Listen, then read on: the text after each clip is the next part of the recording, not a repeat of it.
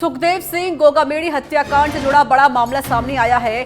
Didwana connection बताया जा रहा है। हत्या के बाद आरोपी बस से पहुंचे कुचामन। डीडवाना से किराए की कार लेकर सुजानगढ़ पहुंचे थे। सुजानगढ़ से हरियाणा फरार होने की सूचना सामने आ रही है। जिस युवक का मोबाइल यूज किया उससे पुलिस पूछताछ कर रही है। एक बड़ा अपडेट और बड़ी जानकारी हम आपको दे रहे हैं। तो जिस व्यक्ति का मोबाइल यूज किया था इन आरोपियों ने, अब उस व्यक्ति से पूछताछ जारी है। परसों रात को मैं हॉस्पिटल गया हुआ था तो मेरे पास कॉल आया। मेरे साथ ही रहता है एक लड़का जिसको भी ऐसे इस घटना का कुछ भी नहीं पता था। वो अपनी शॉप से आ रखा था पेट्रोल पंप की तरफ, तो उसका कॉल आया था कि 2 सवारी छोड़नी है सुजानगढ़। तो मैं बोला ठीक है छोड़ दूंगा।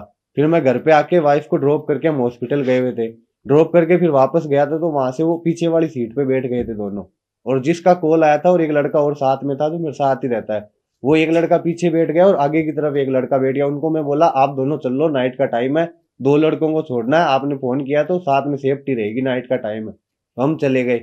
फिर उन्होंने 1500 रुपये पेट्रोल पंप पे दे दिए हमें, लाडनू पुड़िया के पास में जो पेट्रोल पंप है डीडवाड़ा में, वहां पे दिए। तो मैंने तेल डलवा के वहां से फिर सुजानगढ़ की ओर रवाना हो गए। तो रास्ते में वो बोल रहे कि हमें कभी चूरू छोड़ दो, सालासर छोड़ दो, हिसार छोड़ दो। तो मैं बोला भैया आपको एक बार बता दो जाना कहाँ है। बोला हिसार छोड़ दो। तो मैं बोला हिसार के ज्यादा पैसे लगते हैं। तो बोला 10, 15, 20 हजार लग जाए, हमें कोई दिक्कत नहीं है, आप छोड़ दो। तो मैं बोला भैया हमारे घर वाले अलाउ नहीं करते 10 बजे के बाद में। तो उनको फिर वो बोले ठीक है सुजानगढ़ की तरफ चलो, वहां से कोई साधन देखते हैं। मैं बोला भैया आप ट्रेन में चले जाओ। तो बोला हम ट्रेन में नहीं जाएंगे, हम आराम से जाएंगे बस में या टैक्सी में। तो फिर उनको एक बस दिख गई सुजानगढ़ बस स्टैंड पे, दिल्ली नोखा लिखा हुआ था उस पे। तो वहीं उन्होंने गाड़ी रुकवा ली और उसी बस की तरफ वहां कंडक्टर से बात करने लग गई कि हमें हिसार जाना है। तो उनको वो बोला कि हिसार तो नहीं जाएंगे। तो फिर वो धारोड़ा की ऐसी कुछ बात करने लग गए। तो देखिए आपने ये बयान सुना, ये वही व्यक्ति हैं जिन्होंने अपना मोबाइल यूज करने के लिए दिया था।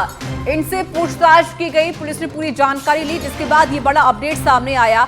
हत्या के बाद आरोपी बस से पहुंचे थे कुचामन। डीडवाना से किराए की कार लेकर ये सुजानगढ़ पहुंचे और वहां से हरियाणा के लिए फरार हो गए।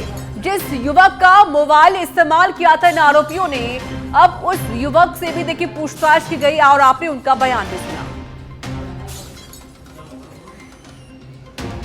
डीडवाना से संवाददाता राहुल जुड़ चुके हैं फोन लाइन पर, इस पर और अधिक अपडेट देने के लिए।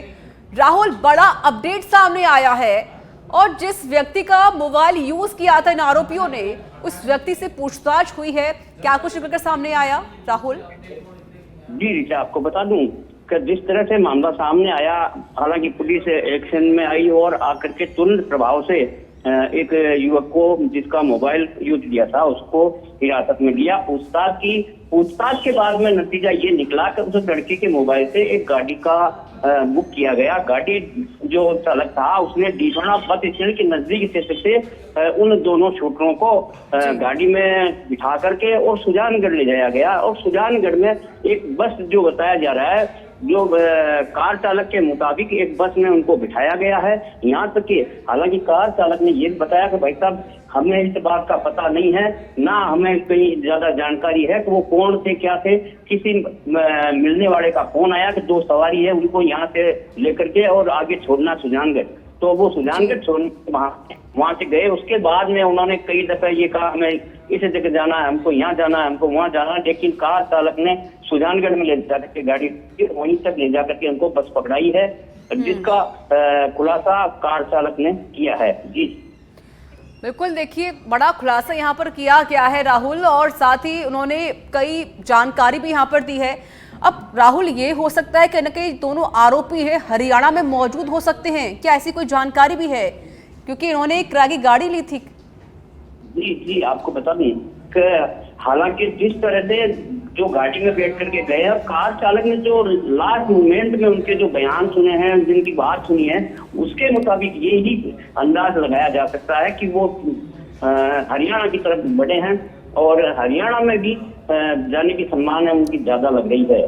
और जिस तरह से उस कार चालक से पूछताछ की, हमने उससे रूबरू होकर के वार्ता की। वार्ता में उसने कहा कि मुझे ये पता नहीं था, अन्यथा मैं रास्ते में ही पुलिस को सूचना दे देता कि ये लोग इस तरह के जो है वो मेरी गाड़ी से बैठ करके बिल्कुल राहुल, लेकिन बड़ा सुराग हाथ में लगा है और इसके साथ ये भी कहा जा रहा है कि अब उम्मीद ये भी है कि कहीं ना कहीं दोनों आरोपी जल्द ही पुलिस की गिरफ्त में होंगे। बहुत बहुत शुक्रिया आपका राहुल माथुर अधिक जानकारी देने के लिए।